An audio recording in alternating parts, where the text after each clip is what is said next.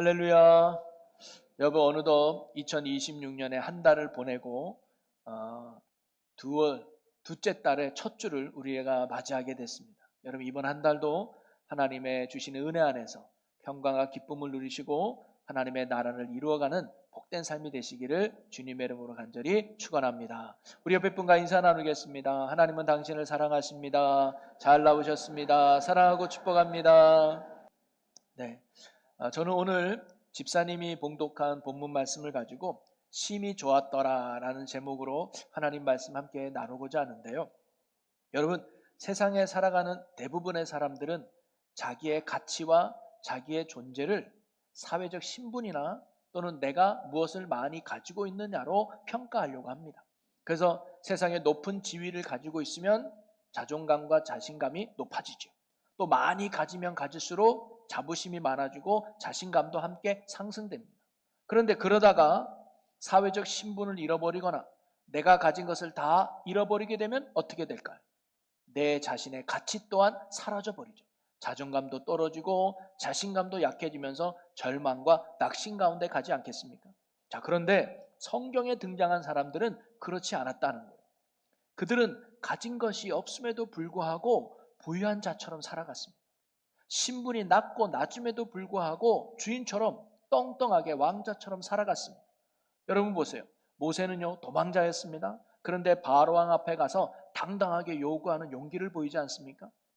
또 다윗도 손에 든 건 돌멩이 몇 개밖에 없었지만 그 어떤 무기보다도 큰 무기를 가진 자처럼 적진을 향해서 담대하게 돌격하지 않았습니까?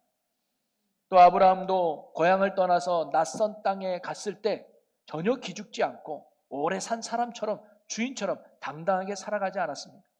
바울은 억울하게 감옥에 갇혔음에도 불구하고 오히려 찬양과 또 감사를 올리는 평안을 누리는 삶을 살지 않았습니까?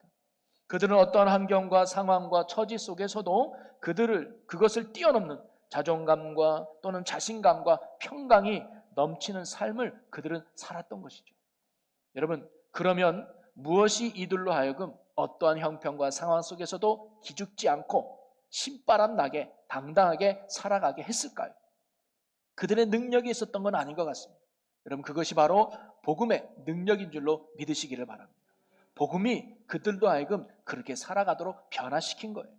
그들은 나의 가치를 눈에 보이는 세상의 조건이나 환경에 두지 않았습니다. 나와 함께 하시는 하나님께 그들의 가치를 두었던 것이죠. 때로는 돈을 잃어버려도, 때로는 건강을 잃어버려도, 때로는 환경을 잃어버려도 그들에겐 하나님이 계시기에, 그들에겐 복음 되시는 주님이 계시기에 가진 게 없어도 넉넉했으며 연약해도 강한 자로 살아갔고 부족해도 부유한 자로 살아갈 수 있었던 것이죠. 여러분, 하나님은 어제나 오늘이나 영원토록 변함이 없으신 분이신 줄로 믿습니다. 하나님은 그때나 지금이나 다르지 않아요. 다윗과 함께 하셨던 하나님, 모세와 함께 하셨던 하나님, 사도 바울과 함께 하셨던 하나님은 지금도 우리와 함께 하시는 하나님이신 줄로 믿습니다. 그분의 능력에도, 그분의 사랑에도, 그분의 지혜도 지금도 전혀 변함이 없고 동일합니다. 자, 그런데 왜 오늘날 하나님을 믿는다고 하는 우리들은 성경 속에 등장하는 사람들처럼 살아가지 못하는 것일까요? 손에 돌멩이가 아니라 창과 칼이 들려져 있어도 적지 앞에 담대하게 나가지 못하는 우리의 연약함이 있고요. 한 번도 가보지 않은 낯선 땅은 엄두가 나지 않아서 출발조차 하지 못하고, 억울한 일을 당하면 감사가 아니라 오히려 원망과 불평을 쏟아내는 이유는 무엇이 있을까요? 하나님은 변함이 없으실 텐데, 하나님의 능력은 여전할 텐데 왜 우리는 성경 속에 살았던 그 믿음의 영웅들처럼 살아가지 못하는 것일까요? 그 이유가 저는 믿음 때문이라고 생각합니다. 그 믿음이 뭐냐? 하나님의 마음을 우리가 알지 못하기 때문이죠. 하나님이 어떤 분이시며 하나님이 나를 얼마나 사랑하고 계시며 그리고 하나님이 나를 향한 선하고 놀라운 계획을 가지고 있다는 것을 우리가 안다면, 이처럼 하나님이 나를 향한 마음을 어떠한지를 우리가 안다면 우리는 오히려 어떠한 상황과 형편 속에서도 하나님께 감사를 고백하게 될 것이고, 더 나아가 자존감과 자신감이 넘치며 평안을 누리는 삶을 살게 될 줄로 믿습니다. 그래서 우리는 어떠한 고난과 환경과 아픔의 상황 속에서도 기죽지 않고 담대하게 살아갈 수 있다는 거죠. 이유는 하나님 때문입니다. 성경에 나오는 모든 인물들도 함께 하시는 하나님 때문에, 그분이 어떤 분인지를 알았기 때문에 절망하지 않고 좌절하지 않고 새로운 용기와 희망으로 담대하게 살아갈 수 있었던 거죠. 여러분, 사실 성경에 등장하는 모든 믿음의 사람들은요, 약점이 많은, 너무나도 연약한 사람들이었습니다. 그러나 하나님은 그들을 포기하지 않으시고 언제나 그들과 함께함으로 말미암아 그들을 아름답고 멋진 인생의 작품으로 만들어 가시는 하나님의 열정을 우리는 성경 속에서 발견할 수 있습니다. 아버지 되신 하나님께서 자녀인 그들을 어떻게 사랑하시는지, 또 왕이신 하나님께서 사랑하는 그분의 백성인 그들을 어떻게 지키고 보호하시는지, 그리고 목자 되신 하나님께서 기르시는 양인 그들을 어떻게 푸른 초장 쉴만한 물가로 인도하시는지는 우리는 성경 속에서 그들을 향한 주님의 사랑의 손길을 우리는 목격할 수가 있습니다. 여러분, 그들을 사랑하신 그 주님이, 그들을 이끌었던 그 주님이 오늘도 우리의 아버지가 되시고 우리의 하나님이심을 여러분 굳게 믿으시기를 바랍니다. 그래서 저는 앞으로요, 이 말씀 속에서 우리를 향한 하나님의 마음이 어떤지, 또 우리를 향한 하나님의 뜻과 계획이 무엇인지를 우리가 성경 속에서 하나하나 살펴보려고 합니다. 그래서 우리가 성경 속에 나오는 인물들처럼 하나님 때문에 이 땅에 기죽지 않고 하나님의 나라를 이루어가며 당당히 살아가는 저와 여러분의 믿음의 삶이 되시기를 주님의 이름으로 간절히 축원합니다. 그러면서 첫 번째로 만나는 사건이 창조의 이야기죠. 하나님께서 세상을 창조하신 이 창조의 사건 속에서도 하나님이 우리를 어떻게 생각하시는지, 그리고 우리를 어떻게 바라보는지를 우리가 발견할 수가 있습니다. 여러분, 사람들은요, 어떤 일에 크게 감격하거나 감동하고 감탄했을 때 저절로 감탄사가 튀어나오잖아요. 그래서 미국 사람들은 뭐라고 얘기해요? 원더풀이라든가 오마이갓 이런 얘기를 하죠. 일본 사람들은 스고이, 대단하다 이렇게 말한다고 해요. 그럼 한국 사람들은 뭐라고 얘기할까요? 여러분, 어떤 일에 크게 감동을 하나 놀라면 어떤 감탄사가 뛰어나옵니까? 예전에 저희 아버님은 아다리라고 그랬어요. 어이구 아다리 잘 됐네. 그리고 어떤 사람은 야 죽여준다 이렇게 표현하기도 하고요. 젊은 사람들은 헐 대박 이렇게 말하기도 하겠죠. 뭔가 놀라우면 이렇게 감탄사를 해요. 자, 그런데 여러분, 하나님은 어떤 일에 너무 좋거나 감동이 받으면 하나님의 감탄사는 뭘까요? 성경은 그 히브리어로 토브라는 말을 씁니다. 이게 뜻이 뭐냐면 좋았더라 하는, 좋았다. 창세기에 그런 이야기가 많이 나오죠. 좋았더라. 그래서 좋았다라는 말은요, 창세기 1장에서 인간을 창조하기 전에는 6번 등장해요. 그리고 인간을 창조한 이후에는 한 번 더 등장하는데 뭐예요? 심히 좋았다라. 이 심이라는 말이 뭐냐면 히브리 뜻으로 열렬히, 대단히라는 뜻이에요. 즉 무척 좋았다. 끝내주게 좋았다. 그게 예수님의, 아니 하나님의 고백 아니겠습니까? 여러분, 하나님은요, 세상을 다 창조하신 후에 좋았더라라고 말하지 않았습니다. 하루하루 창조할 때마다 좋았다 그래요. 어둠의 빛을 만들었을 때도 좋았다 그러고요. 또 하늘과 땅과 바다를 만들어 놓고 아무것도 없을 때도 하나님은 좋았다라고 말씀하셨습니다. 그런데 가만히 생각해 보면 아무것도 없는 이 세상에 비친 하나님의 눈을 보면 하늘과 땅과 그리고 바다뿐이었습니다. 아직 동물과 식물이 만들어지기 전에 하나님의 눈에 들어온 세상은요, 흙과 물뿐이었어요. 아무것도 없는 허허 벌판이었단 말이죠. 그런데도 하나님은 그런 것을 보고 좋았더라고 고백하셨습니다. 여러분, 왜 하나님은 모든 것이 좋게 보였을까요?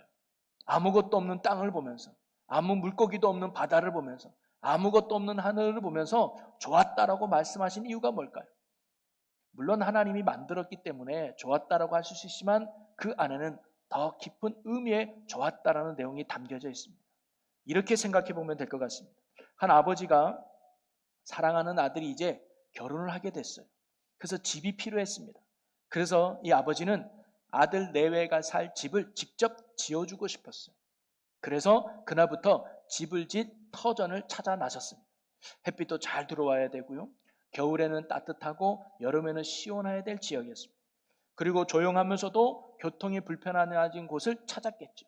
그리고 아이를 낳으면 이 아이가 뛰어놀 마당이 있는 넓은 터전을 찾아 나섰을 겁니다. 그래서 이 아버지가 이것저것 살펴보면서 드디어 적당한 곳을 찾았습니다. 아직 아버지 눈에는 아무것도 없는 땅이에요. 아무것도 없는 허허벌판입니다. 자, 그런데 그 땅을 찾은 후에 아버지의 마음은 어땠을까요? 기쁘지 않았을까요? 좋지 않았을까요? 야, 여기구나 하면서 즐거워했을 거예요. 그 이유가 뭘까요? 땅이 좋아서가 아니라 이 땅에 집을 짓고 아들 내외가 살고 그리고 손자 손녀가 이 집에서 행복하게 살 것을 생각하니까 아버지 마음이 너무 좋았던 거죠. 여러분, 하나님이 그와 같다는 겁니다. 아무리 좋은 땅을 얻고 그 집이 화려하게 멋지게 지었다 할지라도 아들 내외가 살지 않으면 그 집이 무슨 의미가 있겠습니까? 하나님께도요, 아담과 그 후손이 살지 않는 이 세상은 아무런 의미가 없었습니다. 하나님께서 땅을 지어도 좋았다라고 하신 이유가, 바다를 만들고도 좋았다는 이유가, 하늘에 아무것이 없어도 좋았다고 한 이유는 뭐냐면 앞으로 그곳에서 살아갈 아담과 그 후손들의 행복한 삶을 생각하니까 하나님이 뭐예요? 너무 좋았던 거예요. 여러분, 이러한 하나님의 마음이 오늘 우리를 향한 하나님의 마음임을 여러분 믿으시기를 바랍니다. 이미 하나님은 아담과 하와가 만들어지기 전부터 아담과 하와의 행복한 삶을 누구보다 원했던 분이 하나님 아버지였던 것이죠. 그리고 오늘도 동일하게 우리를 향한 하나님의 마음도 우리의 행복을 원하고 계심을 여러분 믿으시기를 바랍니다. 여러분, 부부가요, 아이를 임신하면 부부는 태어날 아이를 위해서 여러 가지 출산용품을 준비하죠. 아이가 태어나면 입을 옷이라든가 베네 쪼고리, 양말, 신발, 모빌, 장난감, 침대 등 오히려 방 하나를 아예 아기 용품으로 완전히 꾸며놉니다. 그러면서 준비한 물건 하나하나를 보면서 부부는 참으로 행복해하죠. 그 행복한 이유가 뭡니까? 물건이 좋아서가 아니라 우리 아이가 태어나서 신발 신었을 때 그 기쁨, 우리 아이가 태어나서 모빌을 보면서 환하게 웃는 그 모습을 생각하면서 부모가 너무나 행복하고 기쁜 거 아니겠습니까? 한마디로 말하면 내가 잘 준비해 놓은 걸로 말미암아 내가 낳은 아들과 딸이 행복하게 지낼 것을 생각하니까 부모가 너무나 기뻤던 것처럼 하나님의 마음이 이와 같다는 거예요. 여러분, 하나님은요, 내가 지음받기 이전부터, 내가 구원받기 이전부터 나를 보고 계시고 나를 생각해 주시고 누구보다 내 삶을 행복하게 원하시는 분이 바로 하나님 아버지셨습니다. 이런 하나님의 마음을 다윗은 이렇게 고백을 했습니다. 시편 139편 16절에서 18절을 저와 여러분 한 절씩 교독해 볼게요. 내 형질이 이루어지기 전에 주의 눈이 보셨으며 나를 위하여 정한 날이 하루도 되기 전에 주의 책에 다 기록이 되었나이다. 하나님이여, 주의 생각이 내게 어찌 그리 보배로우신지요. 그 수가 어찌 그리 많은지요. 함께 읽겠습니다. 내가 세려고 할지라도 그 수가 모래보다 많도소이다. 내가 깰 때에도 여전히 주와 함께 있나이다. 아멘. 다윗은요, 내가 이렇게 행복하게 사는 이유가 하나님 때문이었구나. 그분이 내가 이 땅에 태어나기 전부터 나의 삶을 위한 놀라운 계획과 섭리를 가지고 계셨구나. 그 은혜를 다윗이 고백하고 있습니다. 여러분, 하나님은요, 내가 지음받기 이전부터, 내가 구원받기 이전부터 내가 뛰놀 이 세상을 나를 위해 창조해 주셨습니다. 그리고 행복을 누릴 내 모습을 생각하면서 좋구나라고 하시며 기뻐하셨습니다. 이것이 자식을 향한 부모의 마음이자 나를 향한 하나님의 마음인 줄로 믿습니다.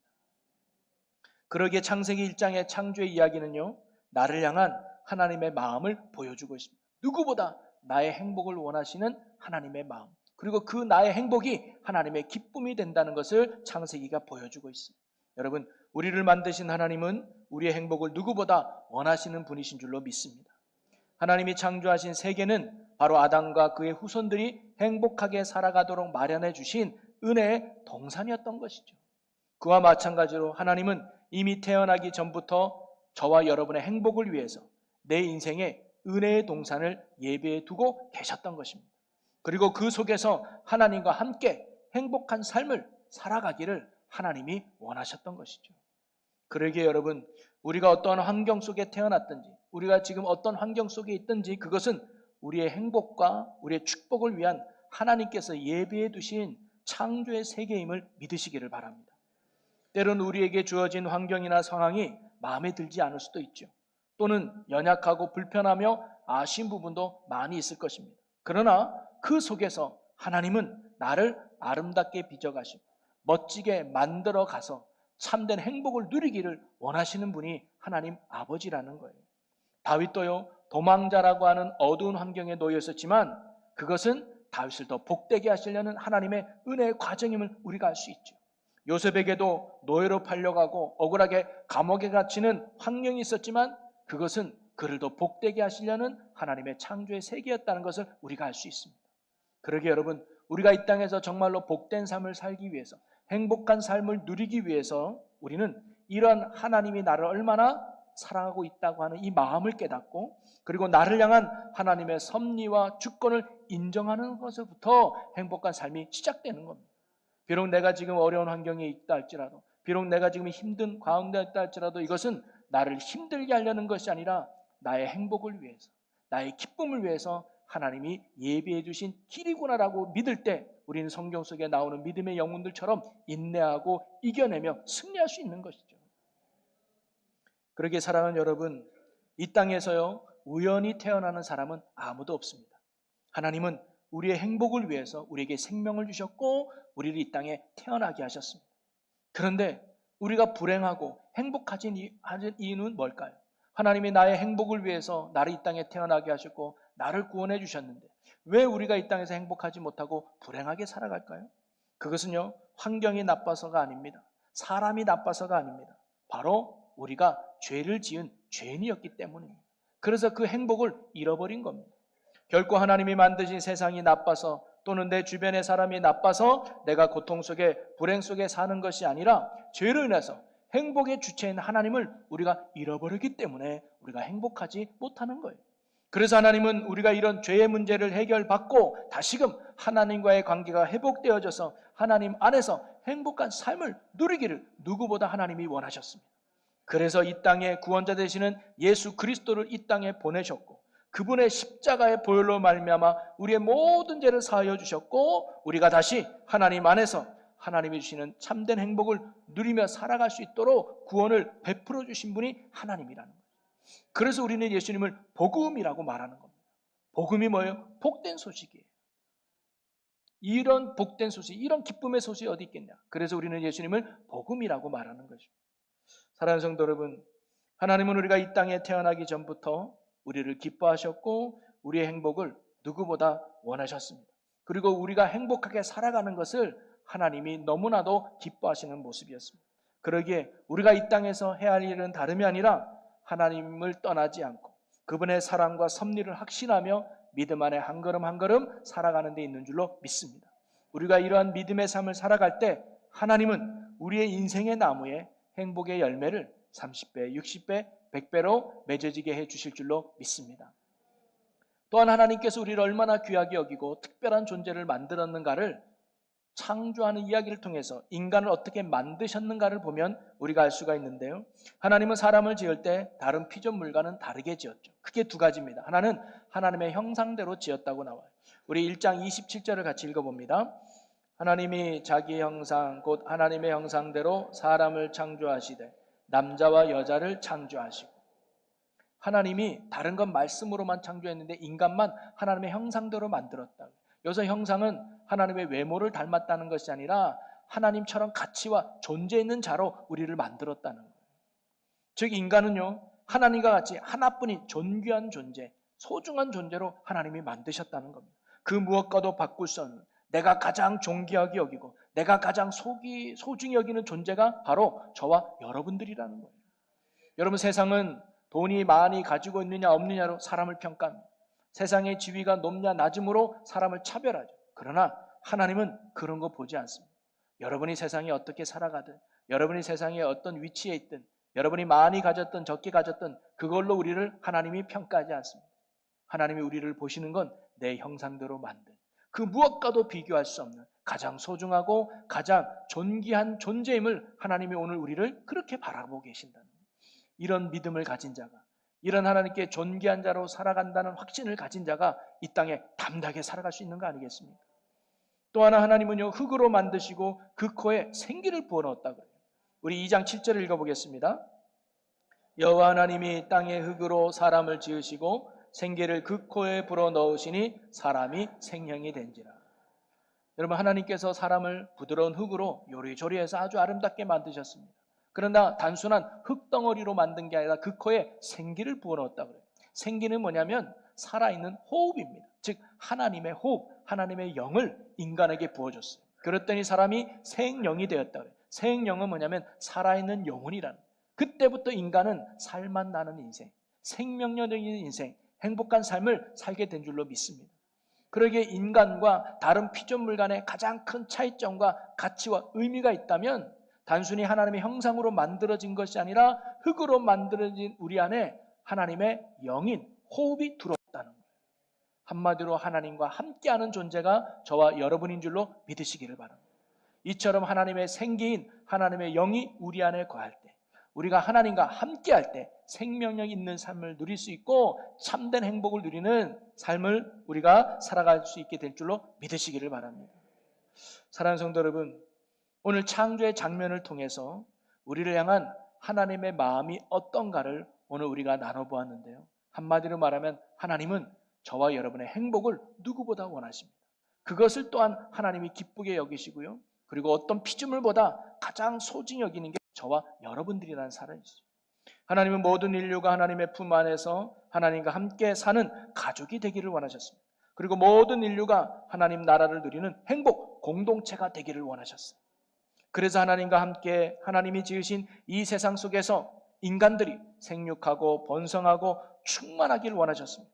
그래서 아담과 하와를 지으시고 하나님이 뭐라고 명령을 내려요? 생육하고 번성하고 땅에 충만하라 라고 말했습니다. 바로 인류 최초의 아담과 하와는 하나님의 기쁨이었고 하나님의 행복이었습니다.